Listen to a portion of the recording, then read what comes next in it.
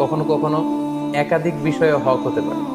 যেমন আপনি যদি বুকের উপরে হাত বাঁধেন, আপনার এটা বলার সুযোগ নেই যে যারা নাভির নিচে হাত বাঁধে তাদের সালাত হচ্ছে না, তারা বাতিল, এটা বলার সুযোগ নেই।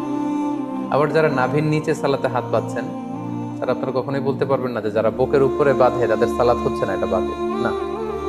তার মানে কোনো কোনো বিষয়ে এমনও হয় একাধিক বিষয়ে হক হতে পারে। যেমন সালাতের বুকে হাত বাঁধার ক্ষেত্রে বুকের উপরের এটাও ঠিক আছে, মাঝখানেও ঠিক আছে, নাভি সংলগ্ন নিচেও ঠিক আছে। প্রয়োজনে কারো যদি কষ্ট হয় হাত যদি সে ছেড়ে দেয় সেটাও ঠিক আছে। অনেকে বলে যে এটাও ঠিক ওইটাও ঠিক, এটা কেমন করে হয়?